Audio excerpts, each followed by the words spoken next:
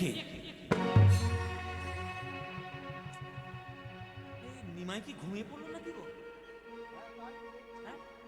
ও নিমাই, এই ঘরেটা কিরম বদমাস ছেলে দেখেছো? কিরম আড়াআড়ি ভাবে শুয়ে রয়েছে। ও নিমাই, তুমি ঘুমোলে নাকি গো নিমাই? হ্যাঁ। কে? ও দাদা, কি হয়েছে? আরে তুমি এমন আড়াআড়ি ভাবে শুয়ে রয়েছে। আরে সরো, আমি ভেতরে ঢুকবো কি করে? প্রভু বলছে আজকে ছেড়ে দাও দাদা, রোজ রোজ তো সেবা করো, একটা দিন নয় নাই করলে তাতে কি এসে যায়? আমি কালকে রাত্রে সারা রাত কীর্তন করে আমার শরীর একেবারে ব্যথা হয়ে আছে, নাচে নেচে গেয়ে কীর্তন করেছি, শরীর আমার অবশ, আর আমার ভালো লাগছে না, আজকে আমি সরতে পারবো না, তুমি কৃপা করো, আজকের মতো ছেড়ে দাও, তুমি আবার কালকের করো। গোবিন্দ দাস বলছে না, এটা তো করা যাবে না। নিষ্ঠা মানে নিষ্ঠা, ভক্তি মানে ভক্তি। একটা দিনের জন্য আমি কেন দেব চরণ সেবায়? চরণ তোমায় ধরতে দিতে হবে নিমাই, তুমি সরবে হ্যাঁ কি না?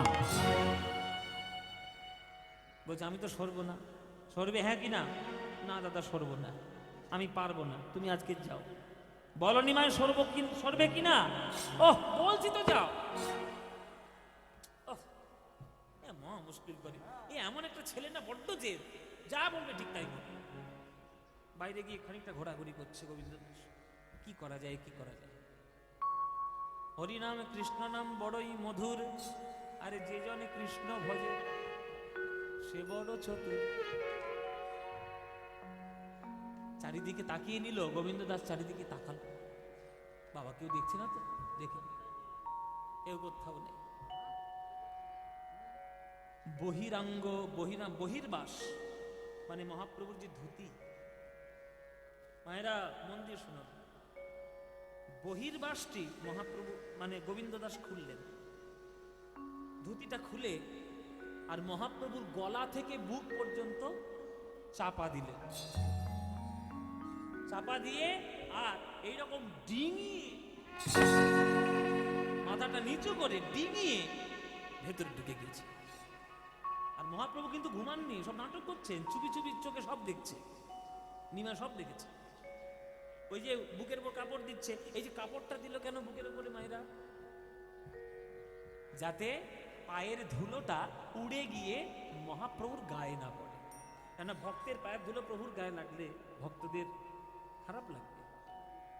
এবার চরণটা একবার ভেতরে চলে গেছে, হ্যাঁ এবার চলে গিয়ে এবার চরণটা তো পেয়ে গেছে। আর মহাপ্রভু মনে মনে ভাবছে কি সর্বনাশ আমি পড়েছি, দেখো এদের জ্বালায় আমি কোথায় যাব? এরা ঢুকবে বলেছে মানে ঢুকবেই, আর সেবা যখন করবে বলেছে করবেই। চরণটা পেয়ে গেছে, বুকের কাছে চরণ নিয়েছে, আর কে বাধা দেয়? প্রভুর চরণ সেবা করে, প্রভুর চরণ হরি বল হরি বল, গুরুদেবের সুখের তরে প্রভুর চরণ সেবা করে, ওই গুরুদেবের সুখের তরে প্রভুর চরণ সেবা করে। চরণ সেবা করলো, এমন চেপে চেপে এমন সুন্দর সুন্দর করে চরণ সেবা করলো, ও মহাপ্রভুর দু চোখে ঘুম এমনি জুড়ে এলো। ও মায়েরা, পা টিপতে জানেন? দেখবি অনেকে বডি ম্যাসাজ করে, মানে হাত পা টিপাটিপি করে আর কি। ওদের একটা পদ্ধতি আছে, এমন এমন জায়গায় আপনাকে টিপে দেবে আপনার শরীর একবার অবশ হয়ে যাবে। সবকিছুর একটা টেকনিক আছে না? তা গোবিন্দ দাস খুব চরণ সেবা খুব ভালো করতে পারতেন, পাটা ধরে এত সুন্দর চরণ সেবা করেছে যে মহাপ্রভুর ক্লান্ত শরীর অবশ শরীর ঘুমিয়ে পড়েছে। আর ঘুমিয়ে পড়েছে একবারে ঘন্টা তিনেক মতো। শীতকাল ঘন্টা তিনেক যদি দুপুর 1টা থেকে ঘুমোতে শুরু করে তো বিকেল 4টে বাজবে। আর শীতকালের বেলা বড় ছোট বেলা, 4টে মানে কি সূর্য ঢলছে। যেই মহাপ্রভু দেখছি ঘুমটা ভেঙে গিয়ে দেখছি সন্ধে হয়ে গেছে, আর তবুও গোবিন্দ দাস চরণটা সেবা করেই যাচ্ছে। চমকে হল, এই দাদা তুমি এখনো এখানে, তুমি যাওনি? কি সর্বনাশ, সন্ধে হয়ে গেল, যে প্রসাদ তো ঠান্ডা হয়ে বরফ হয়ে গেছে, যাও যাও যাও যাও তুমি তাড়াতাড়ি যাও, যে প্রসাদটা, কেননা সন্ধ্যা হয়ে গেলে তুমি আবার কিছু সেবাই নেবে না, যাও তাড়াতাড়ি যাও। গোবিন্দ দাস তখন বলছে, তা যাবোটা কি করে? বলে, কেন? তা তুমি দরজায় এরকম আগলে শুয়ে রয়েছে একেবারে গাছের মতো, গোড়ের মতো, আমি যাবো কি করে বাইরে? দরজা থেকে সরলে তবে তো আমি যাবো, ঘুমিয়েই পড়লে আমি চরণ সেবা করেই যাচ্ছি। তখন নিমাই আমার হি হি করে হেসে উঠেছে। দাদা এইবার তুমি হাসালে দাদা। কেন হাসির কি আছে? বলে, তুমি বলছো ঘরের থেকে বাইরে বেরোবে কি করে, আমি তোমায় প্রশ্ন করছি, বলো ঘরের ভেতর ঢুকলে কি করে? তুমি ঘরের ভেতর ঢুকলে কি করে? তুমি কি ভেবেছো আমি কিছু দেখিনি? আমি সব দেখেছি। ধুতিটা খুলে আমার গায়ের উপর উড়িয়ে দিলে যাতে চরণের ধুলো আমার গায়ে না লাগে, আমাকে ডিঙিয়ে তুমি ঘরের মধ্যে ঢুকলে চরণ সেবা করার জন্য। তা যেমন করে তুমি ডিঙিয়ে ঢুকেছো তেমন করে ডিঙিয়ে বাইরে যেতে পারছো না? কে তোমায় বাধা দিয়েছে? ভক্তদের মনের কথা জানা এত সহজ? তখন গোবিন্দ করজোরে বলছে, চৈতন্য চরিতামৃতে স্বর্ণাক্ষরে সব কথা লেখা। কি বলছে দেখুন মায়েরা, গোবিন্দ কহে প্রভু আমার সেবা সে নিয়ম, সেবার লাগি অপরাধ কিংবা নরকে গমন। প্রভুর লাগি অপরাধ আমি কিছু নাহি গণি, কিন্তু স্বনিমিত্ত অপরাধ এই আভাসেও ভয় মানি। ওগো আমার সোনার গৌর, যখন আমি তোমায় ডিঙিয়ে ঘরের মধ্যে এসেছিলাম, উদ্দেশ্য ছিল আমার তোমার চরণ দুটো সেবা করা। এখন যদি তোমাকে ডিঙিয়ে আমি বাইরে যাই, তাহলে উদ্দেশ্য হবে আমার নিজের সেবা করা। ভগবানের চরণ সেবা করব, তাতে যদি ভগবানকেই ডিঙিয়ে যেতে হয়, তাতে যদি নরক বাসও হয়, আমার কোনো আপত্তি নেই। কিন্তু নিজের সেবা পাবো বলে ভগবানকে ডিঙিয়ে বাইরে যাব, নিজের উদর পরিপূর্ণ করব বলে ভগবানকে ডিঙিয়ে যাব, এই অপরাধের কথা ভাবতেও আমার বুকের মধ্যে কাঁপুনি ধরছে। যেই এমন কথা বলেছে প্রভু আমার ধর্মড় করে উঠে পড়েছে, ধর্মড় করে উঠে পড়ে গোবিন্দ দাসকে বুকে জড়িয়ে ধরেছে। দাদা তুমি কি কথা বলো, বলো দাদা, এ তুমি কি কথা বলো? সত্য যুগ থেকে কলিযুগ, আমি দাপর যুগ পর্যন্ত শুধু ভগবান হয়ে এসেছিলাম। দাপর যুগে শেষ লগ্নে আমি মনে মনে ভাবলাম, আর আমি ভগবান হতে চাই না, একটু ভক্ত হতে চাই। ভক্ত হওয়ার বাসনা নিয়ে আমি কলিযুগে এসেছি, কিন্তু তোমাদের মতো ভক্তদের পাল্লায় পড়ে আমার ইচ্ছে পূরণ হলো না। আমার ভক্ত হওয়া হলো না গো, আমার ভক্ত হলো না। দাদা তোমাদের সেবা আমি ধন্য, আমার ভক্ত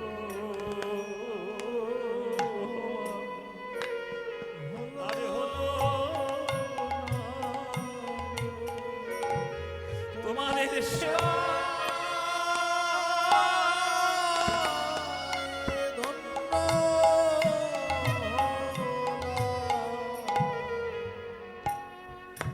তোমাদের সেবায় আমি ধন্য হলাম। ওগো দাদা,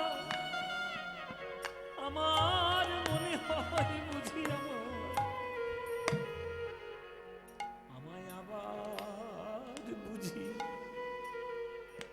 আসতে হবে, আমায় আবার বুঝি আসতে হবে। ভক্তের পদধূলা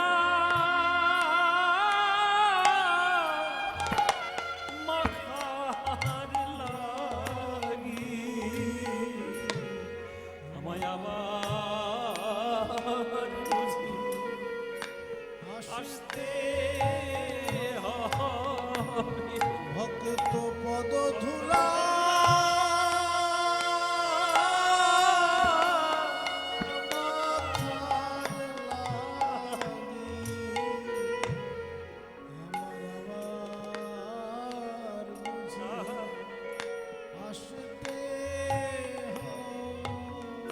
ভক্ত পদ ধুলায় আর ভক্ত পদ জল আরে ভক্ত ভুক্ত শেষ এই তিন মহামল বৈষ্ণবের পদ ধুলি তাহে মোর স্নান কেলি বৈষ্ণবের নামেতে মোর উল্লাস তর্পণ মোর বৈষ্ণবের নামে বিচার করয়ে মনে ভক্তি রস আস্বাদনে মধ্যস্থ শ্রী ভাগবত পুরাণ আবার বুঝি আসতে হবে আমায় আবার তাই গৌর হরি বল গৌর হরি বল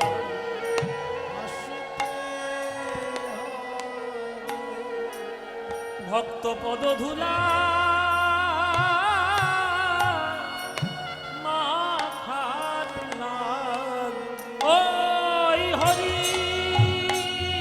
হরি হরি বলে ধুলায় গড়া গড়ি দিয়ে হরি হরি হরি বলে ধুলায় গড়া গড়ি দিতে হরি হরি হরি বলে ধুলায় গড়া গড়ি দিতে হরি হরি হরি বলে আবার বুঝি আসতে হবে। আমায় আবার বুঝি আসতে হবে। হরি বল। এই সব লীলা ঘটে গেছে মহাপ্রভুর জীবনে। আমরা কত বড় হতভাগ্য বাঙালি যে তার জীবন আমরা এখনো চিনতে পারিনি।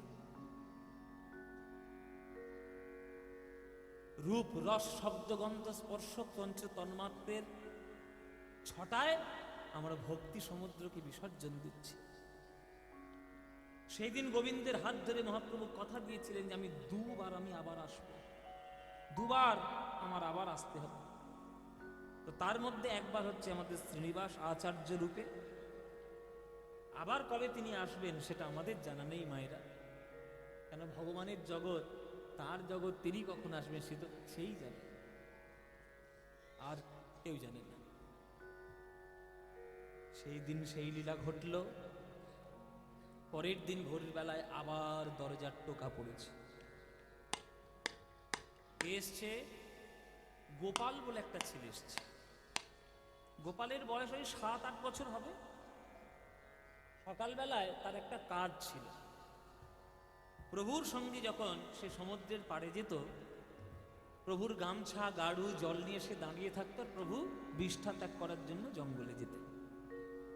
আজকেও এসেছে প্রভু প্রভু। কি হয়েছে গোপাল, যাবে না তুমি? হ্যাঁ যাব। আজকে সকাল বেলায় প্রভু গিয়েছে, মানে ভোর বেলায় গিয়েছে সমুদ্রের ধারে জঙ্গলের দিকে বিষ্ঠা ত্যাগ করার জন্য, আর গোপাল গামছা গাড়ু জল নিয়ে দাঁড়িয়েছে। আজকের গোপাল একটা জিনিস লক্ষ্য করলো যেটা কোনোদিন করেনি, যে যতক্ষণ না প্রভু শৌচ কার্য সম্পূর্ণ করলেন, জিহ্বাটা দাঁত দিয়ে কামড়ে ধরে রাখলেন, এইভাবে কামড়ে ধরেছে। গোপাল তো দেখে ভারী অবাক, এটা কেন? প্রভু যখন উঠে এলেন, প্রভুর কাছে বলছে, প্রভু এটা তুমি কেন করলে? এই যে জিভটাকে তুমি দাঁত দিয়ে কামড়ে ধরে আছো, মানে এটা সন্ন্যাসীদের কোনো নিয়ম? বলে না রে, এটা সন্ন্যাসীদের কোনো নিয়ম নয়, এই নিয়মটা আমার নিয়ম। কেন তোমার নিয়ম কেন? তোকে কি আর বলবো গোপাল, তুই তো বাচ্চা ছেলে, তবুও তোকে বলি, আগ্রহ যখন হয়েছে তাহলে বলি। যেদিন থেকে আমি গুরুচরণে দীক্ষা নিয়েছি সেদিন থেকে আমার ইন্দ্রিয়গণ আমার বশবর্তী নেই, সব গোবিন্দের বশবর্তী হয়ে গেছে। আমার কথা কেউ শোনে। আমি চোখকে বলেছি, ওরে চোখ, ভালো ভালো সিরিয়াল দেখাবো, কৃষ্ণ রূপ দেখিস না। জিহুবাকে বলেছি, ওরে জিহুবা, বর্ধমানের সীতাভোগ খাওয়াবো, মিহিদানা খাওয়াবো, নবদ্বীপের দই খাওয়াবো, কলকাতার রসগোল্লা খাওয়াবো।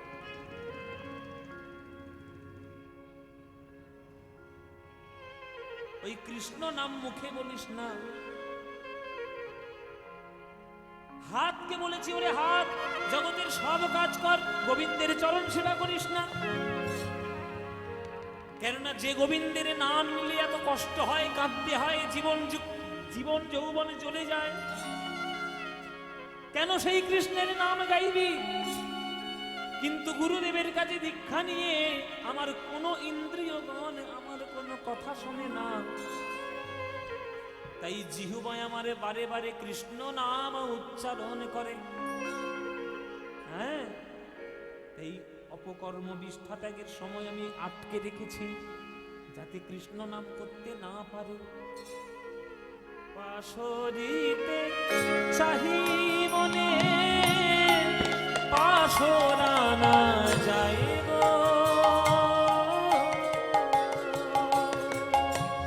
পাশরিতে চাহি মনে পাশর না যায় গো।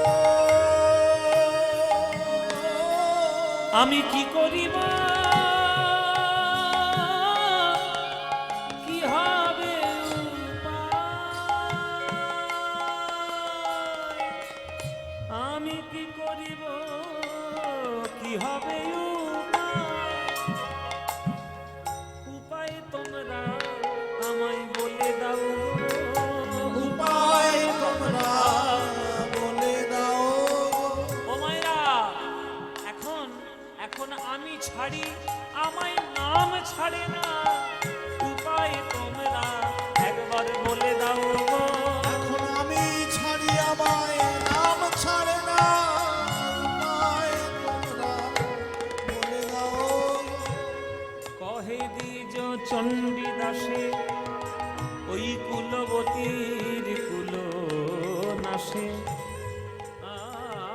আপন যৌবন যাচাই, তারা বিকায় শ্যামের পদ তলে। তারা বিকায় শ্যামের পদতলে। গোবিন্দ তোমার হলাম বলে, ওগো বিকায় শ্যামের পদ তলে। গোবিন্দ তোমার হলাম বলে বিকায় শ্যামের পদতলে। আমার কথা শোনে না ইন্দ্রিয়গণ, তাই জীবকে আমি কামড়ে ধরে আছি যাতে জীব কৃষ্ণ নাম উচ্চারণ করতে না পারে। তখন গোপাল বলছে, ও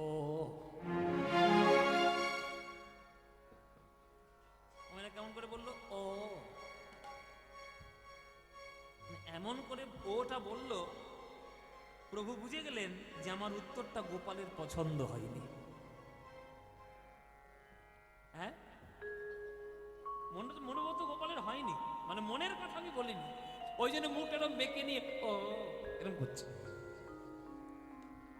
কি হয়েছে গোপাল, আমার মনে হলো উত্তর তো ঠিক পছন্দ হয়নি, মুখটা এমন করে করলি না। বাবা, তুমি ভগবান, আমরা জীব, আমরা কি তোমার সঙ্গে তর্ক করব? না, মনের কথা চেপে রাখতে নেই। বল, তোর মনোপুত কেন হলো না? আমার কথা শুনে তুই কেন শান্তি পেলি না? আমাকে বল, মনের কথা চাপতে নেই। তখন গোপাল বলছে, প্রভু মায়েরা দেখুন, বাচ্চা ছেলের কি বুদ্ধি, ওই জন্য কাউকে অসম্মান করবেন না বড় বয়সের বিচারে। কোন বলে আমাদের রামকৃষ্ণ ঠাকুর বলতো না যে অনেক পাথর রাস্তার পাশে পড়ে থাকে, কোন পাথরের গাদায় নারায়ণ লুকিয়ে আছে তা কি কেউ বলতে পারে গো? তা কি কেউ বলতে পারে? বাচ্চাদেরকে অবহেলা একদম করবেন না। কারণ একটা বাচ্চা ছেলে যে শিক্ষা তোমায় দিয়ে দেবে, বুড়ো বয়সে তুমি সেই শিক্ষা পাওনি। বাচ্চা ছেলে গোপাল বলছে, প্রভু আমার একটা প্রশ্ন, তুমি বললে তোমার জিহ্বা তুমি তাকে সংযম করার জন্য আটকে রেখেছো, তাহলে তুমি হলে মহাজন, আমরা হলাম সাধারণ। তুমি হলে পরমাণু, আমরা হলাম অণু। তুমি হলে সিন্ধু, আমরা হলাম বিন্দু। তুমি হলে জীব, তুমি হলে ব্রহ্ম, আমরা হলাম জীব। তুমি হলে পরমাত্মা, আমরা হলাম জীবাত্মা। তাহলে তুমি যেটা করবে আমরাও সেটা করবো। বড়রা যা করে ছোটরাই তো তাই করে। তাহলে তুমিও যেমন জীবটা কামড়ে রাখলে নিষ্ঠা ত্যাগ করার সময়, তাহলে আমরাও তোমার অনুকরণ করে জীবটা কামড়ে থাকবো। কিন্তু সেই জীব যখন কামড়ে আমি ধরে রাখবো, জগতে তুমি কখন আসবে যাবে এটা তোমার জানা আছে, আমরা জানি না। কিন্তু আমরা না জেনে যদি ওই জীবটা বিষ্ঠা ত্যাগের সময় আমরা কামড়ে রাখি, আর ঠিক তৎক্ষণাৎ যদি আমাদের দেহ থেকে প্রাণ বেরিয়ে যায়, তাহলে মরণের সময় তো গোবিন্দ নামে বলা হলো না।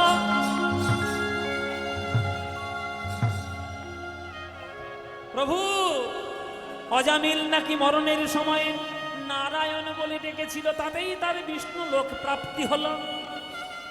আর আমি যদি মরণের সময় গোবিন্দ নাম না করি, জীবটাকে কামড়ে রাখি, তাহলে বলো প্রভু আমি উদ্ধার পাবো কিনা? এই কথা শুনে মহাপ্রভু থরথর করে কাঁপছে। সর্বনাশ,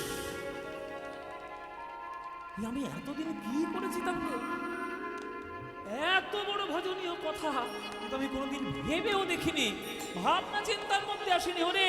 ওরে গোপাল, ওরে গোপাল, তুই আর আমার গোপাল রইলি না রে, তুই আমার গুরু হয়ে গেলি, আমার গোপাল গুরু হয়ে গেলি রে, তুই আমার গোপাল গুরু। আজ থেকে আমি বৈষ্ণব জগতে বিধান দিলাম, আর কোনো সময় নয়, খাইতে সইতে নাম যথা তথা কাল দেশ নিয়ম নাহি সর্বসিদ্ধি সর্বসিদ্ধি কাল দেশ নিয়ম নাহি সর্বসিদ্ধি।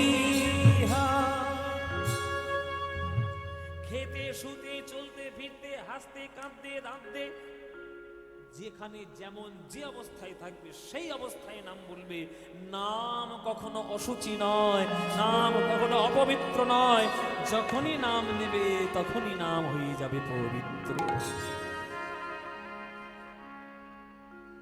সেই দিন থেকে ওই গোপালকে মহাপ্রভু গোপাল গুরু বলে আখ্যা দিয়েছে। গোপাল গুরু, গোপাল গুরু, গোপাল গুরু, গোপাল গুরু। প্রভু যাকে গুরু বলবে সাধারণ লোক তাকে গুরু বলবে না। প্রভু তাকে গুরু বলেছে, সাধারণ লোক তাকে এসে পায়ে জড়িয়ে ধরে প্রণাম করে। সবাই পায়ে জড়িয়ে ধরে প্রণাম করছে। এখন একটা বাচ্চা ছেলের পায়ে ধরে যদি কেউ বড়রা প্রণাম করে, আর বাচ্চা ছেলে মহাপ্রভুর গুরু হয়েছে, এই কথা যদি চারদিকে ছড়িয়ে পড়ে সব জায়গায় ছড়াবে। সেই খবর ছড়াতে ছড়াতে ছড়াতে ছড়াতে এসছে হুগলি জেলায় খানাকুলের কাছে। কার কাছে এসছে? অভিরাম ঠাকুরের কাছে। অভিরাম ঠাকুরকে আগের জন্মে যিনি শ্রীরাম সখা, এই জন্মে তিনি অভিরাম ঠাকুর। তিনি বড় কঠোর আর বড় রাগী বৈষ্ণব ছিলেন। মায়েরা যেই শুনেছে একটা 7 বছরের ছেলে মহাপ্রভুর গুরু হয়েছে, ব্যাস রেগে একবারে লাল হয়ে গেছে। হ্যাঁ, একটা 7 বছরের ছেলে হবে আমার নিমাইয়ের গুরু? এত বড় সব স্পর্ধা, যা ইচ্ছে তাই হয়ে যাচ্ছে জগৎটা, একেবারে রসাতলে গেল সব জগৎ। আমি যাচ্ছি, কত বড় গুরু হয়েছে আমি দেখে একবার ব্যবস্থা করে আসবো। অভিরাম ঠাকুর চলেছে, হ্যাঁ, ওই পুরীধামে তাকে শাস্তি দিতে অভিরাম ঠাকুর চলেছে। আর যেই অভিরাম ঠাকুর পুরীতে প্রবেশ করে, পালা পালা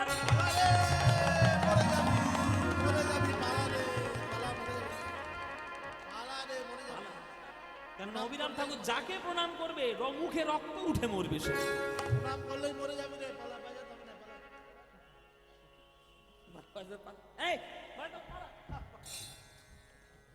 ওমাইরা পুরীতে লকডাউন হয়ে গেল। পুরী লকডাউন, লকডাউন জানা আছে? লকডাউন কাকে বলে? মায়েরা বলছে বাবা ফের সেই শুরু করেছে। 2 বছর চলে চলে গেলাম ওই লকডাউনের জন্য।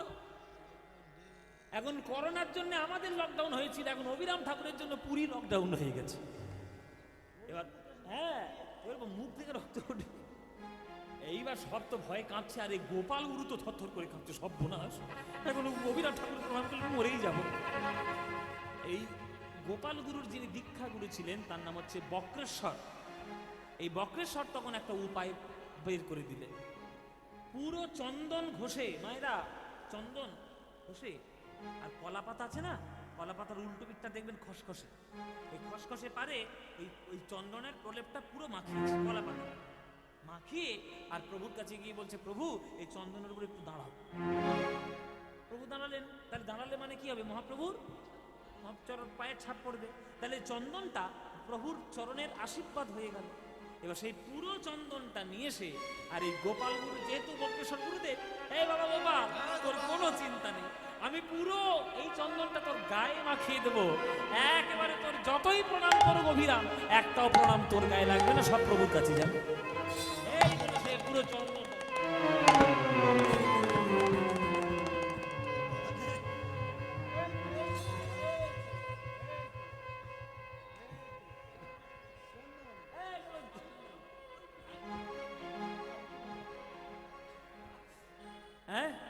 একবার ছোড়ো কাক পুরো গায়ে ফাঁকি দিচ্ছে।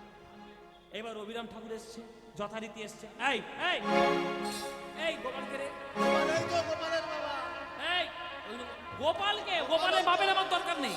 এই তো গোপাল, ও তুই গোপাল, তুই গোপাল, তুই মহাপ্রভুর গুরু হবি?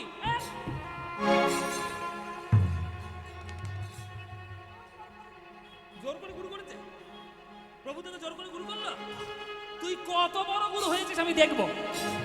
দাঁড়া তুই এইখানে, আমি প্রণাম করব তোকে। তোর মনে যদি ভক্তিবিন্দু থাকে আমার প্রণামে কিচ্ছু হবে না, আর যদি ভাওতাবাজি করিস আমার প্রণামে তুই মুখে রক্ত উঠে মরবি। অভিরাম গোপাল গুরু প্রণাম করিল,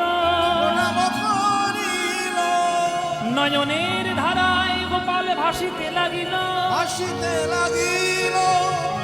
শ্রীকৃষ্ণ চৈতন্য শব্দ কহে বারে বারে, বারে বারে, আর নাম লইতে হয় প্রেম, আরে বহে অশ্রুধার। যতবার প্রণাম করছে ততবার বলছে শ্রীকৃষ্ণ চৈতন্য কি। ওই জন্যে যারা প্রণাম করবেন কাউকে, প্রণাম করলে আবার বুক যেন ফুলে না ওঠে, প্রণাম করছে বাবা, কত বড় ভক্ত আমি, জীবনে করবেন না সব। কেউ যদি প্রণাম করে সঙ্গে সঙ্গে ভগবানের কোনো নাম উচ্চারণ করে সেই প্রণামটা নিজে গ্রহণ না করে ঈশ্বরের চরণে পাঠিয়ে দেবেন, এটা নিয়ম। এই যে আপনাদের মতো কত বড় বড় বয়স্ক মানুষ আমাকে এসে প্রণাম করেন, নরকে যাব কোথায় যাব ঠিক নেই, আমার কোনো ঠিক নেই। এখন আমাকে আপনারা তো প্রণাম করছেন না, আমার মাধ্যমে আপনার ঈশ্বরকে প্রণাম করার চেষ্টা করছেন। এবার এই প্রণামটা যদি আমি গ্রহণ করি তাহলে আমার নরকবাস। তাহলে আমার বলা কি উচিত হবে? যখনই কেউ আমাকে প্রণাম করবে মুখে বলতে হবে জয় নিতাই জয় নিতাই, বা হরে কৃষ্ণ বা হরি বল, বা রাধে রাধে, বা যে কোনো কিছু একটা শব্দ বলে সেই ঈশ্বরের শব্দে, বা জয় গুরু যাই হোক, সেইটা ভগবানের চরণে পাঠিয়ে দিতে হবে। যতবার প্রণাম করছে অভিরাম ঠাকুর ততবার গোপাল বলছে শ্রীকৃষ্ণ চৈতন্য মহাপ্রভু কি জয়। তাহলে প্রত্যেকটা প্রণাম কার চরণে গেল? প্রভুর চরণে চলে গেল। এতগুলো প্রণাম করার পরেও যখন মরল না, তখন অভিরাম ঠাকুর বলছে না না না না, এ সত্যিকারের ভক্ত। এতগুলো প্রণাম সহ্য করে নিল, ঠিক ভক্ত। আসলে অভিরাম ঠাকুর ছিল বাবা নারকোলের মতো, নারকোল বাইরেটা খুব শক্ত আর ভেতরটা শ্বাসে জলে মাখামাখি প্রেমময় পরিপূর্ণ। যেই দেখেছে যে সত্যিকারের ভক্ত, অমনি কাঁধে করে তুলে নিয়ে বাহ অভিরাম তারে লইয়া নাচিতে লাগিল, অভিরাম তারে লইয়া নাচিতে লাগিল, অভিরাম তারে নাচিতে লাগিল, অভিরাম তারে লইয়া নাচিতে লাগিল। গোপাল গুরুর নামে জয়ধ্বনি কইল, গোপাল গুরুর নামে জয়ধ্বনি কইল, বদন ভরে জয় দাও, ভরে জয় দাও, গোপাল গুরুর নামে বদন ভরে জয় দাও, গোপাল গুরুর নামে বদন ভরে জয় দাও। সেই পরবর্তীকালে গম্ভীরার পুজো সেবার দায়িত্ব প্রভু যখন অপ্রকট হয়ে গেলেন, যখন জগৎ ছেড়ে চলে গেলেন, তখন এই গম্ভীরার দায়িত্ব এসেছিল এই গোপালের উপর।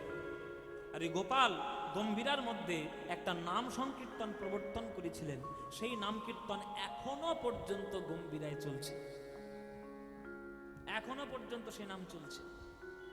হ্যাঁ, সেই নাম, হ্যাঁ বাবা, হ্যাঁ আছে তো, শ্রীধাম বৃন্দাবনেও আছে। আর এখনো পর্যন্ত তার যে শিষ্য মণ্ডলী সেই নাম নিয়ে গম্ভীরার মধ্যে দিবারাত্র, যেহেতু মহাপ্রভু গম্ভীরার মধ্যে দিবারাত্র কৃষ্ণ নাম করতেন, এখনো সে নাম বন্ধ যায়নি। পুরীতে দুটো জায়গায় 24 ঘন্টা নাম চলছে, একটা গম্ভীরা, একটা হরিদাস ঠাকুরের সমাধি ক্ষেত্র। দর্শন করে আসবেন, এসব জায়গা কেউ দেখতে চায় না, ওগুলো দেখতে হয়। প্রণাম করে একবার মাথা ঠেকিয়ে আসবেন, জীবন ধন্য হয়ে যাবে একেবারে। সেই নাম কি নাম চলতো, মানে কি নাম প্রবর্তন করেছিল গোপাল গুরু, সেই নামটা দিয়ে আজকের মতো আমরা গান এখানে শেষ করব, সমাপ্ত করব। আগামীকাল আবার কীর্তন হবে, আপনারা শুনতে আসবেন। আর এইখানে ভক্তরা জানিয়েছে যে গানের শেষে আমাদের একটা নজরুল গীতি শোনাবেন, সবাই মিলে একটা নজরুল গীতি শুনবো। তো তাদের সেই নজরুল গীতি একটা আবদার যখন করেছি, ছোট্ট করে একটা গেয়ে আমরা আজকের মতো গান আমাদের এখানে বিদায় নেব। হৃদি পদ্মে চরণ রাখো পাকা ঘন শ্যাম, হৃদি পদ্মে চরণ রাখো পাকা ঘন শ্যাম, শিখি পাখা